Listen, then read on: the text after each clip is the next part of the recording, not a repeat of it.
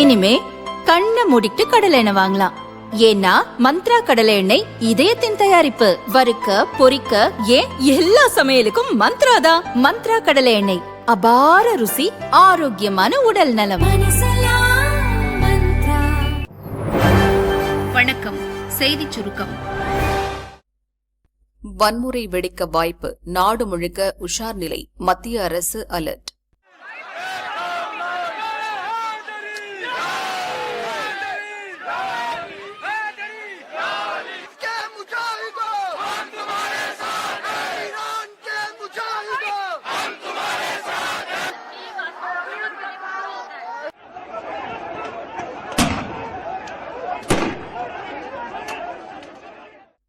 Iran மீது Israel மற்றும் America இணைந்து தாக்குதல் நடத்தி வருகிறது.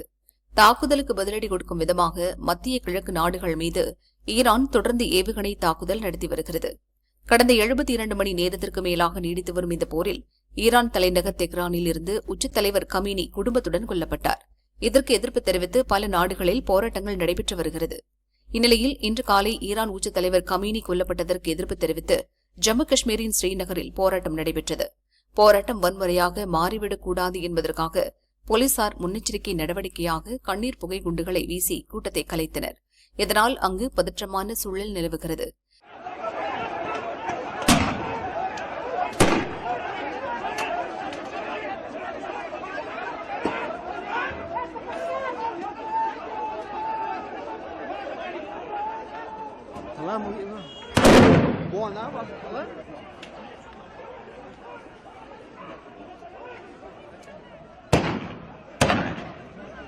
காஷ்மீரின் அனைத்து மாவட்டங்களிலும் பலத்த கட்டுப்பாடுகள் விதிக்கப்பட்டு பாதுகாப்பு உஷார்படுத்தப்பட்டுள்ளது.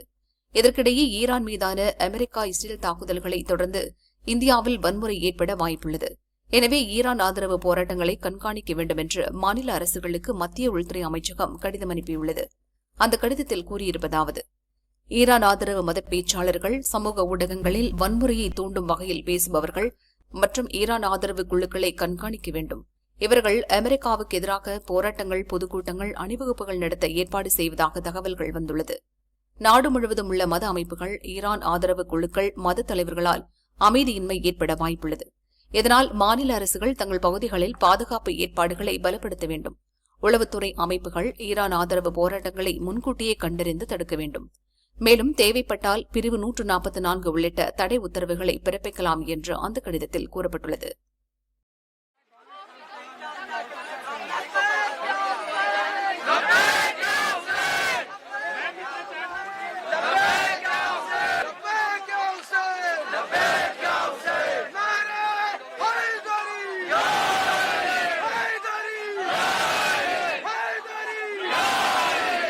ரூபாய் 17,500 கோடி யுரேனிய ஒப்பந்தம், கனடாவுடன் இந்தியா மெகா பிளான்.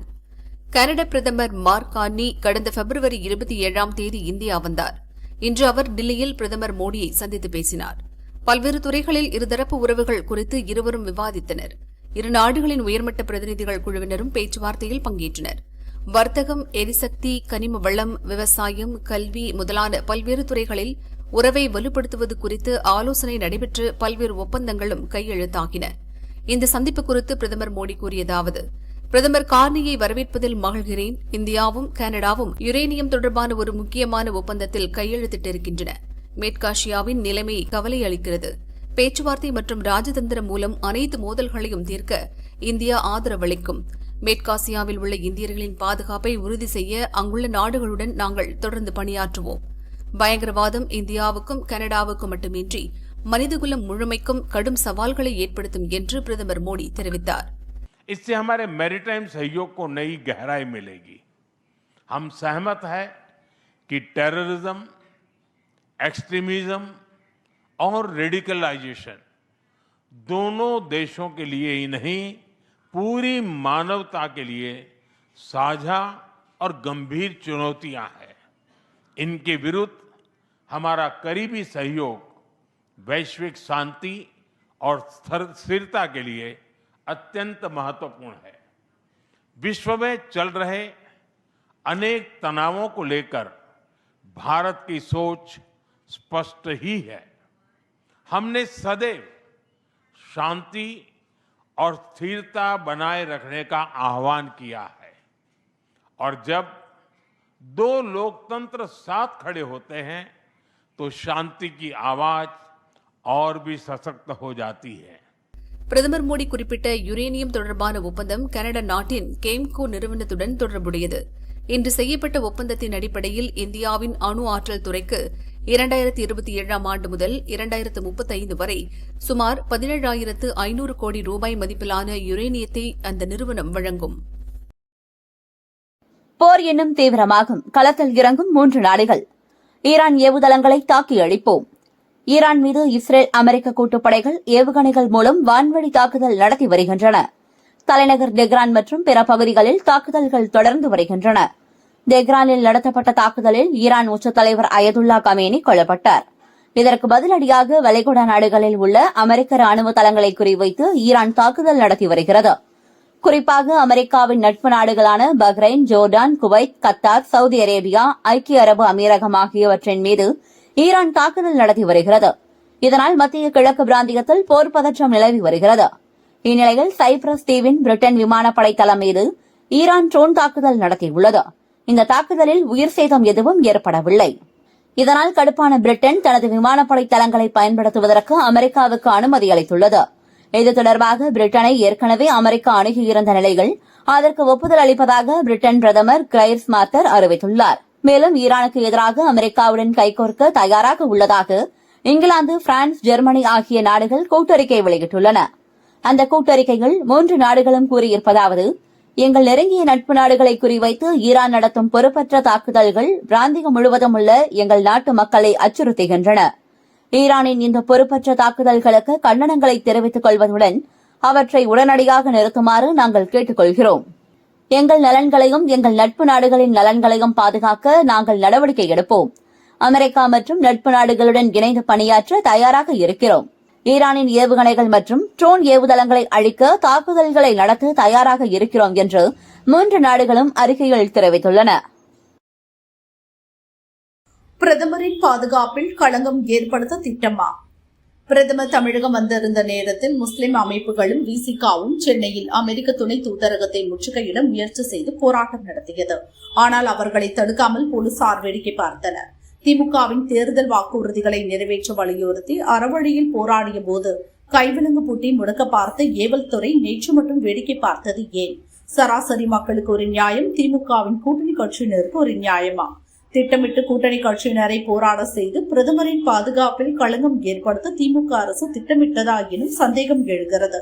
அல்லது தனது கூட்டணி கட்சியினர் பங்கெடுக்கும் போராட்டத்தை கட்டுப்படுத்தும் திறனை கூட திமுக அரசு இழந்துவிட்டதா? காரணம் எதுவாக இருந்தாலும் பிரதமர் தமிழகம் வந்திருந்த போது திமுக அரசின் இந்த மெத்தன போக்கு கண்டனத்திற்குரியது என நயினா நாகேந்திரன் அறிக்கை மூலம் விளாசியுள்ளார். செம்மன் குவாரி ஊழல் வழக்கு தேர்தல் நேரத்தில் வருகிறது தீர்ப்பு. 2006 முதல் 2011 வரையிலான திமுக ஆட்சியில் உயர்கல்வி மற்றும் கனிமவள அமைச்சராக இருந்தவர் பொன்முடி தனது மூத்த மகனான கௌதம சிகாமணி மற்றும் உறவினர்கள் பெயரில் விழுப்புரம் வானூர் அருகே உள்ள பூத்துறையில் செம்மன் குவாரி குத்தகைக்கு எடுத்து நடத்த அனுமதி வழங்கி உத்தரவிட்டார். இவர்கள் அரசால் அனுமதிக்கப்பட்ட ஆழத்தை விட கூடுதலாக செம்மண்ணை வெட்டி எடுத்ததாகவும் முறைகேடாக விற்பனை செய்து 28 கோடியே 36 லட்சம் இழப்பை ஏற்படுத்தியதாகவும் புகார் எழுந்தது. 2012 வானூர் தாசில்தாரராக பணியில் இருந்த குமரபாலன் விழுப்புரம் மாவட்ட குற்றப்பிரிவு போலீசில் இது தொடர்பாக புகார் அளித்தார். பொன்முடி, அவரது மகன் கௌதம சிகாமணியின் மைத்துனர் ராஜமகேந்திரன், குமார், ஜெயச்சந்திரன், கோபிநாத், சதானந்தன், லோகநாதன் ஆகிய 8 பேர் மீது விழுப்புரம் போலீசார் வழக்கு பதிந்தனர். சிறையில் அடைக்கப்பட்டு பின் ஜாமீனில் விடுவிக்கப்பட்டனர். இது தொடர்பான வழக்கு விசாரணை விழுப்புரம் கோர்ட்டில் நடந்து வந்தது. வழக்கில் சேர்க்கப்பட்ட லோகநாதன் உடல்நலக் குறைவால் இறந்தார். அரசு தரப்பு சாட்சிகளாக இதுவரை 56 பேர் சாட்சியமளித்திருந்தனர். இவர்களில் அரசு தரப்புக்கு பாதகமாக 30 பேர் சாட்சியமளித்தனர். இன்று வழக்கு விசாரணைக்கு வந்தபோது ஏப்ரல் 2 தீர்ப்பு வழங்கப்படும் என நீதிபதி மணிமொழி அறிவித்துள்ளார். தேர்தல் நேரத்தில் வரும் தீர்ப்பை பொறுத்து அவரது அரசியல் பயணம் அமையும் என எதிர்பார்க்கப்படுகிறது. +2 மொழிப்பாட தேர்வில் 10,000 மாணவர்கள் ஆப்சென்ட். தமிழகத்தில் நடப்பாண்டுக்கான +2 பொதுத் தேர்வு இன்று துவங்கியது. முதல் நாளான இன்று தமிழ் உட்பட மொழி பாடங்களுக்கான தேர்வு நடந்தது. இந்த தேர்வை மாநிலம் முழுவதும் அமைக்கப்பட்டுள்ள 3412 தேர்வு மையங்களில் 8,27,475 மாணவ மாணவிகள் எழுதுவார்கள் என தெரிவிக்கப்பட்டிருந்தது. இது தவிர தனித் தேர்வர்களாக 27,783 பேரும், சிறை தேர்வர்களாக 281 பேரும் தமிழ் பொதுத் தேர்வு எழுதுவார்கள் என அறிவிக்கப்பட்டிருந்தது. இன்று காலை 10:15 மணிக்கு துவங்கிய பொதுத் தேர்வு மதியம் 1:15 மணிக்கு நிறைவடைந்தது. இந்த தேர்வு மிக எளிதாக இருந்ததாக மாணவர்கள் மகிழ்ச்சியுடன் கூறினர். இந்நிலையில் +2 மொழிப்பாட தேர்வை சுமார் 10,000 மாணவர்கள் எழுதவில்லை என பள்ளிக் கல்வித்துறை தெரிவித்துள்ளது. அதன்படி 8,319 பள்ளி மாணவர்கள், 1,600 தனித் தேர்வர்கள் என மொத்தம் 9,919 பேர் எழுதவில்லை என பள்ளிக் கல்வித்துறை கூறியுள்ளது. சாத்தான்குளம் வழக்கில் மார்ச் 23 தீர்ப்பு.